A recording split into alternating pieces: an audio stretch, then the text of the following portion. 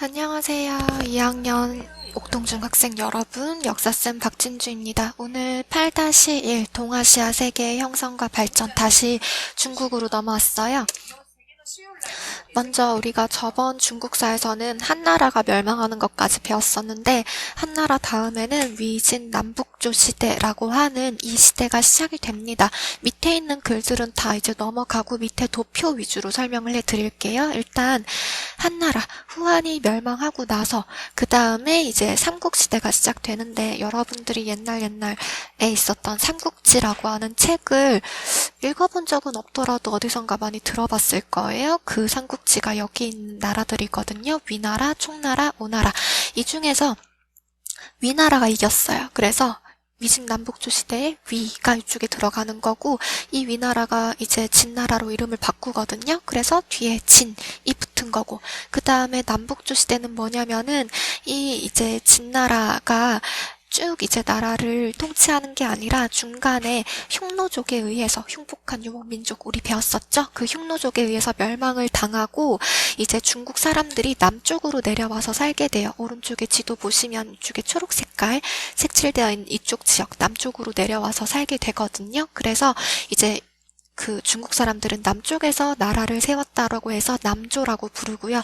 그 다음에 북방 유목민족이 총 5가지가 있었는데 그 5가지 유목민족들이 막 이제 북쪽으로 와가지고 나라를 세웠어요. 그래서 이쪽에 북쪽에 있는 왕조를 북조라고 부릅니다. 그래서 우리가 이 시대를 합쳐서 위진 남북조 시대다라고 이제 부르는 거거든요.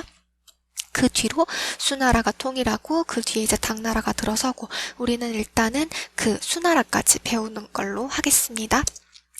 일단 위진남북조 시대 사회상을 보면은 그 한나라 때부터 지방 세력인 호족 세력이 많이 생겨나는데 일단 중국이다 보니까 그 굉장히 땅이 넓겠죠. 그래서 관리로 등용을 해야 되는데 이 사람들을 어떻게 뽑았냐면은 당시에는 아직은 과거제가 없었기 때문에 구품 중정제라고 하는 제도가 있었어요. 이거는 뭐냐면은 그 관리를 추천하는 제도라 가지고 중정관이라고 하는 사람이 지방 여러 지역을 돌아다니면서 지방 호족들을 막 이렇게 추천을 받는 거예요. 그래서 그런 추천을 받은 호족들 중에서 좀 괜찮다 싶은 사람들을 이제 중앙으로 불러오는 거죠. 그래서 1품부터 9품까지 그러니까 1등급부터 9등급까지의 관리 등급 중에서 하나를 이렇게 내려주는 거죠. 그렇게 되면은 지방에 살던 호족이 중앙으로 넘어와가지고 문벌 귀족이 되는 겁니다.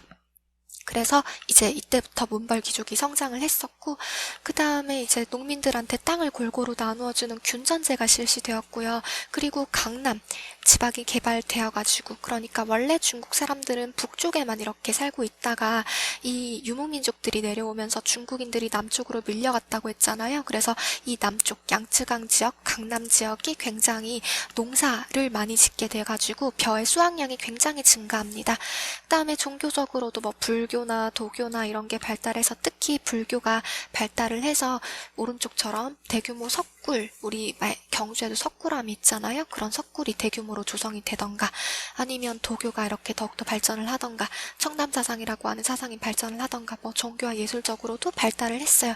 이 중에서 제일 중요한 거는 구품 중정제가 되겠습니다. 그러고 나서 이제 수나라가 통일을 하게 되는데 이 처음에 이제 황제가 됐던 사람이 수나라의 문제라고 하는 황제였었어요. 남북조 시대를 통일하고 그 다음에 과거제를 처음으로 실시하게 됩니다. 그리고 그 남북조 시대 때부터 있었던 균전제를 받아들여가지고 각종 제도를 정비를 했었어요. 그 다음에 수양제가 그 뒤를 잇는데 그 이제 나라가 토목공사를 굉장히 많이 짓게 되거든요. 그래서 대운하를 건설하게 되는데 일단 밑에 그 지도를 보시면은 위에 황하강이 흐르고 있고 밑에 양쯔강이 흐르고 있어요. 그런데 그 통일을 크게 했잖아요. 남쪽 지역에 우리가 아까 말씀드렸을 때 벼농사가 많이 발달을 했다고 했잖아요. 그래서 그 남쪽에 있는 강남 쪽에 있는 여러 가지 쌀이라던가 아니면은 그런 물건 같은 거를 수도로 옮겨야 되는데 그렇게 하려고 하니까 중국 땅이 넓어요. 그래서 대운하를 건설을 해서 이런 새로운 강을 하나 팠다고 생각을 하시면 돼요. 그러니까 백성들이 굉장히 힘들었겠죠. 맨 땅에다가 막 이렇게 강을 새로 만든다고 하니까. 그래서 이게 오히려 그 물자 같은 걸 다 중앙으로 옮길 수가 있기 때문에 중앙 집권화에 기여를 했었고요. 그 다음에 수양제 때 여러 차례 고구려 원정을 했었어요. 그래서 우리가 그 전에 배웠던 옛날에 배웠던 한국사 중에서 수양제가 침입해 와서 고구려가 크게 물리친 그런 사건이 살수대첩이 있었죠. 을지문덕.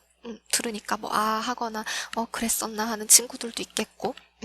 그때가 이때입니다. 시기적으로 잘 연관 지어서 생각해 주시면 되고, 그 다음에 수나라가 이런 대규모 토목공사라던가 이런 여러 차례 고구려 원정한 것 때문에 너무너무 백성들이 힘들었어가지고 각지에서 농민봉기가 일어납니다. 그래서 그 수나라가 589년에 세워졌지만 618년, 그러니까 굉장히 짧은 기간, 한 30년 갔나요? 그렇게 돼서 빨리 멸망을 하게 되거든요. 그래서 우리는 수나라까지 일단 봤습니다. 수고 많으셨어요. 사랑합니다.